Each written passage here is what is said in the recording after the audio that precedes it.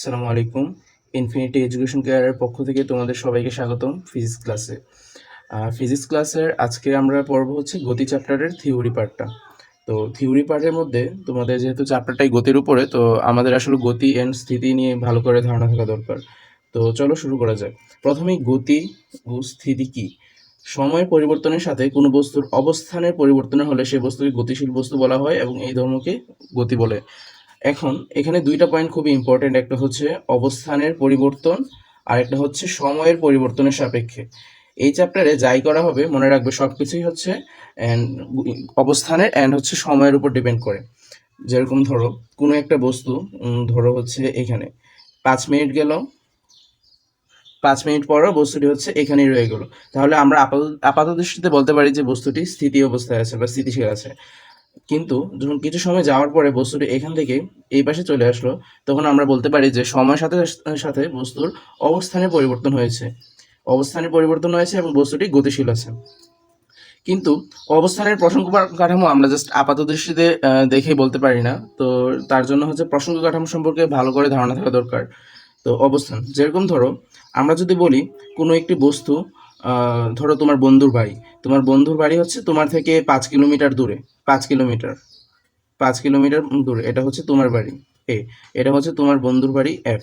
এখন 5 কিলোমিটার দূরে তুমি কি নির্দিষ্ট করে বলতে পারবে যে এটা এদিক দিয়ে গেল 5 কিলোমিটার? না, আমরা বলতে পারি যে 5 কিলোমিটার রেডিয়াসের মধ্যে এটা যে কোনো জায়গায় হতে পারে। তাহলে কিন্তু শুধু আমরা এতটুকু জানলে যে 5 কিলোমিটার দূরে আমার বন্ধুর বাড়ি, এতটুকু জানলে কিন্তু আমরা নির্দিষ্ট করে বলতে পারছি না যে এক্স্যাক্টলি আমার বন্ধুর বাড়ি কোথায়। কিন্তু আমরা যদি এভাবে বলি যে 5 কিলোমিটার দূরে আমার বন্ধুর বাড়ি হচ্ছে পূর্ব দিকে, আমার বাসা থেকে পূর্ব দিকে 5 কিলোমিটার দূরে, তখন কিন্তু আমরা নির্দিষ্ট করে বলতে পারতেছি যে 5 কিলোমিটার দূরে এবং পূর্ব দিকে আমার বন্ধুর বাড়ি। তাহলে যখন আমরা কোনো একটা বস্তুর বা অবস্থানের আমরা জাস্ট হচ্ছে মান দেয়া থাকবে যে আমার বন্ধুর বাড়ি হচ্ছে 5 কিলোমিটার দূরে বা ওই বস্তুটি হচ্ছে 10 মিটার হেঁটেছে, তখন ওইটা হচ্ছে স্কেলার রাশি হয়ে যাবে। আমরা যখন স্কেলার রাশি ও ভেক্টর রাশি সম্পর্কে একটু পড়বো বা হালকা পাতলা ধারণা রাখবো, এই চ্যাপ্টারটা সম্পূর্ণই ভেক্টর রাশির উপর ডিপেন্ড করে। বাট যখন আমরা আরও ডিটেলসে পড়বো তখন আমরা এগুলো আরও ভালো করে জানতে পারবো। জাস্ট এতটুকু মাথায় রাখো যে অবস্থান সম্পর্কে ভালো করে ধারণার জন্য আমাদের মানের সাথে সাথে দিকও উল্লেখ করে দিতে হবে। দিক জিনিসটা অনেক ইম্পর্টেন্ট। কিন্তু আরেকটা বিষয় হচ্ছে প্রসঙ্গ কাঠামো কি। দেখো, যে বস্তু বা বিন্দুর সাপেক্ষে কোনো বস্তুর অবস্থান, গতি, স্থিতি বর্ণনা করা হয় তাই হচ্ছে প্রসঙ্গ কাঠামো। আপাত দৃষ্টিতে যদি তোমার মনে হতে পারে যে এই বস্তুর সাপেক্ষে আমি এফ এর অবস্থান বর্ণনা করেছি, তার মানে হচ্ছে এফ হচ্ছে স্থির, এ হচ্ছে স্থির। কিন্তু প্রকৃতপক্ষে এ কি আসলে স্থির?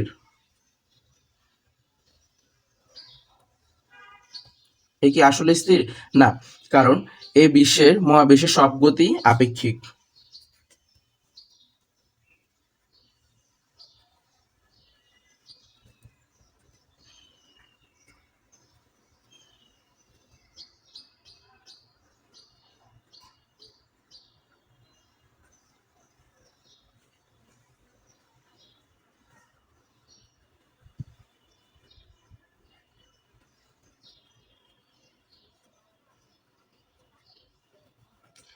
মহাবিশ্বের সকল গতি আপেক্ষিক, আপেক্ষিক সকল স্থিতি। কেন বললাম? কারণ তুমি যদি বলো যে আমার বন্ধু হাঁটতেছে, আমার বাড়ি হচ্ছে এ, আমার বন্ধুর বাড়ি হচ্ছে এফ, আমরা এভাবে বলতে পারি যে এর সাপেক্ষে এফ এফ এর দিকে একটি বস্তু যাচ্ছে, তখন আমরা বলতে পারি যে এ বস্তু হচ্ছে স্থির এবং এফ এর দিকে যে বস্তুটি যাচ্ছে সেই বস্তুটি হচ্ছে গতিশীল। কিন্তু তুমি ভাবো তো, প্রকৃতপক্ষে তো আমরা এভাবে বলতে পারি যে এফ এর দিকে কোনো বস্তু যাচ্ছে না, এফ স্থির ছিল, এ সরে যাচ্ছে দূরে, এ পেছন দিকে দূরে সরে যাচ্ছে। এভাবে আমরা বলতে পারি, কারণ এটা হচ্ছে পার্সপেক্টিভের উপর ডিপেন্ড করতেছে যে তুমি কাকে আসলে স্থির ধরতেছো, কাকে আসলে গতিশীল ধরতেছো। এটাই হচ্ছে আসলে প্রসঙ্গ কাঠামোর বিষয়। এখন তুমি বলতে পারো যে ঠিক আছে, আমি একে ধরবো না, আমি হচ্ছে পৃথিবীকে ধরবো, পৃথিবীর সাপেক্ষে আমার বস্তুটি হচ্ছে গতিশীল। কিন্তু তুমি দেখো, পৃথিবী কি নিজেও স্থির না? পৃথিবী কিন্তু আবার সূর্যকে কেন্দ্র করে ঘুরতেছে। তখন আমরা আবার বলবো যে ঠিক আছে, সূর্য স্থির, সূর্যকে কেন্দ্র করে পৃথিবী ঘুরতেছে, তাহলে আমরা সূর্যের সাপেক্ষে এর গতি বর্ণনা করব। কিন্তু তুমি দেখো, সূর্যকে নিজেও স্থির, ও কিন্তু গ্যালাক্সি কেন্দ্র করে ঘুরতেছে। এখন আমরা এভাবে কিন্তু অসীম পর্যন্ত যেতে পারি, কিন্তু আমাদের কোনো স্থির বস্তু আমরা পাবো না, কারণ এই মহাবিশ্বের সকল গতি আপেক্ষিক, আপেক্ষিক সকল গতি স্থিতি।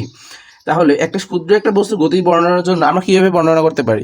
আমরা আপাত দৃষ্টিতে ধরে নেব যে প্রসঙ্গ কাঠামোর সাপেক্ষে আমরা কোনো বস্তুর গতি বর্ণনা করছি, সেই প্রসঙ্গ কাঠামো সর্বদাই স্থির। আমরা সেটাকে ইউজুয়ালি হচ্ছে মূল বিন্দু মূল বিন্দু ধরে থাকি। এখন মূল বিন্দু গতিশীল নাকি সমবায়ী গতিশীল নাকি স্থির রইলো সেটা আমাদের আপাতত দৃষ্টিতে দেখার কোনো দরকার নেই। আমরা জাস্ট একটা বস্তু গতি বর্ণনা করার জন্য মূল বিন্দু ধরে নেব। এখন গতির চ্যাপ্টারে তোমার যে জিনিসটা খুব খুব ভালো করে জানা দরকার সেটা হচ্ছে বিভিন্ন প্রকার গতি, যেরকম চলন গতি, পর্যাবৃত্ত গতি, তারপর হচ্ছে সরল স্পন্দন গতি। এই বিষয়গুলো জানার জন্য তোমাকে আগে স্কেলার রাশি এবং ভেক্টর রাশি সম্পর্কে ভালো করে ধারণা থাকা দরকার। কারণ তুমি যখন অঙ্ক করবে তখন অনেক সময় দেখা যায় যে আমরা জাস্ট মান বের করে বসে থাকি, বাট তোমার মাথায় রাখতে হবে যে তুমি যখন সরণের কাজ করতেছো, তুমি যখন বেগের কাজ করতেছো, ত্বরণের কাজ করতেছো, তুমি কিন্তু আসলে ভেক্টর রাশি নিয়ে কাজ করতেছো। যখন তুমি ভেক্টর রাশি নিয়ে কাজ করবা তখন তোমার কিন্তু দিকের বিষয়টা মাথায় আনতে হবে, যেরকমটা আমি এখানে বলেছিলাম যে জাস্ট মান বলে দিলেই কিন্তু আমরা নিজস্ব করে বলতে পারতেছি না। স্পেশালি হচ্ছে তুমি যখন ভেক্টর রাশি নিয়ে কাজ করবা তখন কিন্তু ভেক্টর রাশি বললেই কিন্তু তোমার মানের সাথে সাথে তোমার দিকের বিষয়টা মাথায় আনতে হবে, নয়তো তুমি কিন্তু আসলে স্কেলার রাশি নিয়েই কাজ করবা। তাহলে আমাদের গতি, বিভিন্ন প্রকার গতি নিয়ে ধারণার আগে আমাদের আসলে স্কেলার অ্যান্ড ভেক্টর রাশি সম্পর্কে ভালো করে ধারণা থাকা দরকার। স্কেলার রাশি হচ্ছে তোমার জাস্ট হচ্ছে মান থাকবে, ভেক্টর রাশি হচ্ছে তোমার মান ও দিক থাকবে। স্কেলার রাশির হচ্ছে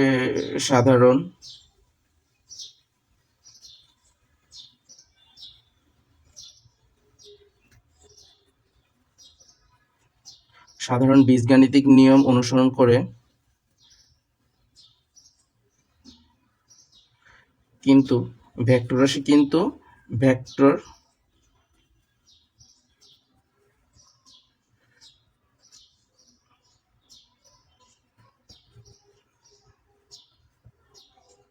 অনুসরণ করে। এখন যেহেতু আমরা স্কেলার এন্ড ভেক্টর রাশি সম্পর্কে দুইটা বেসিক পার্থক্য ধারণা পেয়েছি, তার মানে একটা জিনিস তোমার মাস্ট মাথায় রাখতে হবে, যখন আমরা ভেক্টর রাশি নিয়ে কাজ করব তখন কিন্তু আমাদের মানের সাথে সাথে তোমার দিকও বের করতে হবে। স্কেলার রাশির উদাহরণ দেওয়া যায় হচ্ছে দূরত্ব, কাজ। ভেক্টর রাশির উদাহরণ দেওয়া যায় হচ্ছে সরণ, ত্বরণ, বেগ ইত্যাদি। ওকে, এখন আমরা বিভিন্ন প্রকার গতি সম্পর্কে জানব। প্রথমেই তোমাদের সবচেয়ে সহজ যেই গতি সেটা হচ্ছে সরলরৈখিক গতি। কোনো কিছু যখন সরলরৈখিক পথে চলতে থাকে তখন সেই বস্তুর গতিকে সরলরৈখিক গতি বলে। যেরকম একটি বস্তু এদিক দিয়ে ধরো এ থেকে বি পয়েন্টে গেল সরলরৈখিক পথে, স্ট্রেট সরলরৈখিক পথে, তখন সেই বস্তুর গতিকে বলা হবে সরলরৈখিক গতি। সরলরৈখিক গতি। বা ধরো হচ্ছে কোনো বস্তু বি থেকে এদিক দিয়ে বা এদিক দিয়ে বা এদিক দিয়ে বা এদিক দিয়ে বা এদিক দিয়ে বা এদিক দিয়ে গেল, সেই বস্তু কি হবে, সেই বস্তুর গতিও হবে সরলরৈখিক গতি। সরল রৈখিক। আচ্ছা, তারপরে যেই গতি সম্পর্কে অনেকেই খুব কনফিউশন হয় মাঝে মাঝে, যে ঘূর্ণন গতি। একটা জিনিস মাথায় রাখবা, ঘূর্ণন গতি হচ্ছে কোনো একটি বস্তু যখন কোনো একটি নির্দিষ্ট বস্তুকে বা একটি বিন্দুকে কেন্দ্র করে সমান দূরত্ব বজায় রেখে ঘুরবে বা ঘুরতে শুরু করবে তখন সেই গতিকে বলা হবে ঘূর্ণন গতি। এটার এক্সাম্পল দিতে গেলে যখন আমরা বলবো যে ধরো তোমার একটা বন্ধু ম্যাক্স, তোমার একটা বন্ধুর ম্যাক্স হচ্ছে ওর হচ্ছে হঠাৎ করে নাচতে ইচ্ছে হলো ম্যাক্স। তো ম্যাক্স কি করছে, যে নাচের মাঝে হঠাৎ করে ঘুরতেছে অনেক, এটা অনেক ঘুরতেছে। তো এখন ম্যাক্স যখন ঘুরতেছে তখন তুমি দেখো ওর যে সেন্টার,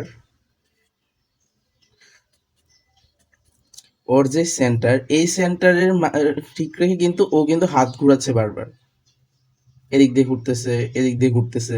কিন্তু দেখো এই যে বস্তুটা ওই সেন্টার, ও সেন্টার থেকে কি ওর হাতের দূরত্ব কখনো কমতেছে বা বাড়তেছে? না, এরকম হচ্ছে না কিন্তু।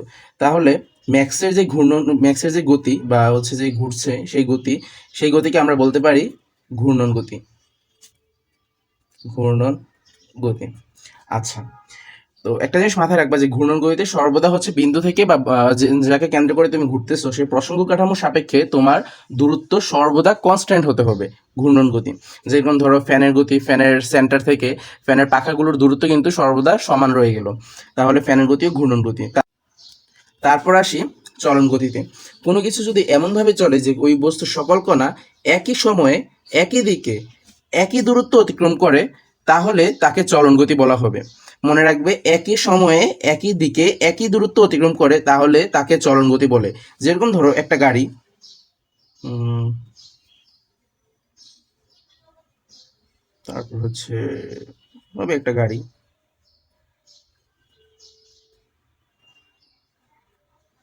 ঠিক আছে, একটা গাড়ি চলতেছে। এই গাড়ি তোমার দেখো যখন সরল পথে চলে চাকা কিন্তু ঘুরতেছে, চাকার গতিকে আমরা এখানে বিবেচনা আনবো না। চাকা ব্যতীত যখন একটা গাড়ি ঘুরতেছে তখন, সরি, একটা গাড়ি যখন চলছে তখন দেখো পরবর্তীতে নির্দিষ্ট সময় পরে গাড়িটা এখানে আসবে। হুম, সরি, আমি গাড়ি আঁকতে ভুলে গেছি। তো যাই হোক, এখানে আসলো। এখন দেখো নির্দিষ্ট সময় পরে কিন্তু এই যে গাড়ির এই একটা কণা এ এবং এ একটা কণা বি, এ থেকে আবার এ প্রাইম, আবার হচ্ছে সরি এ প্রাইম এবং হচ্ছে বি প্রাইম, এ থেকে এ প্রাইমের ডিস্টেন্স এবং বি থেকে বি প্রাইমের ডিস্টেন্স কিন্তু সেমই রয়ে গেল। মানে নির্দিষ্ট সময়ে গাড়িটা যখন চলছিল তখন নির্দিষ্ট সময়ে বা একই সময় পরবর্তীতে একই দিকে, মনে রাখবে দিক একই হতে হবে এবং একই দূরত্ব বজায় রেখে চলছে।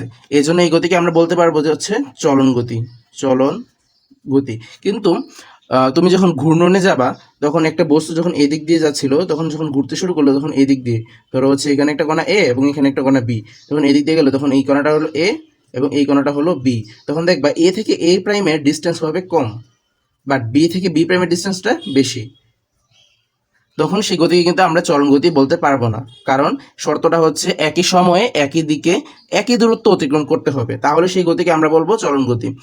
আহ এই জন্য হচ্ছে ম্যাক্সিমাম চলন গতি দেখা যায় যে সরলরৈখিক পথেই হয়ে থাকে।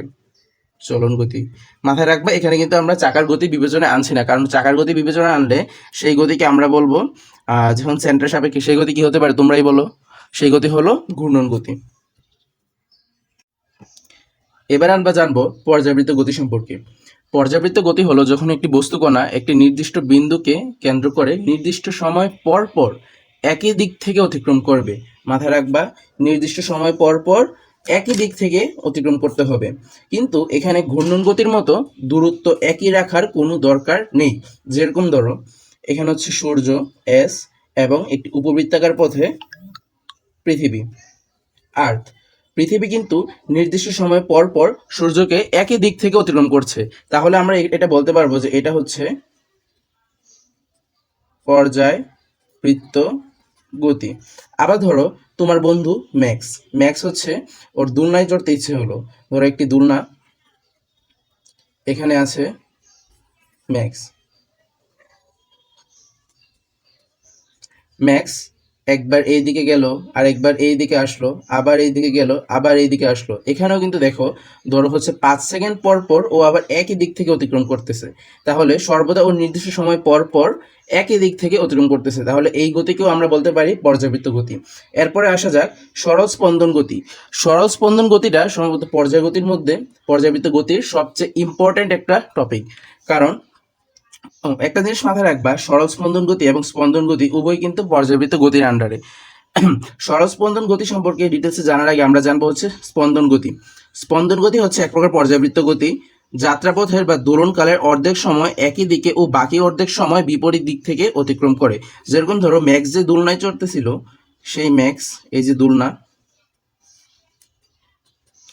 ম্যাক্স কি করলো, ও অর্ধেক পথে এভাবে গেল, আবার অর্ধেক এভাবে গেল, আবার আসলো, আবার গেল, সরি এখানে আবার আসছিল, ঠিক আছে।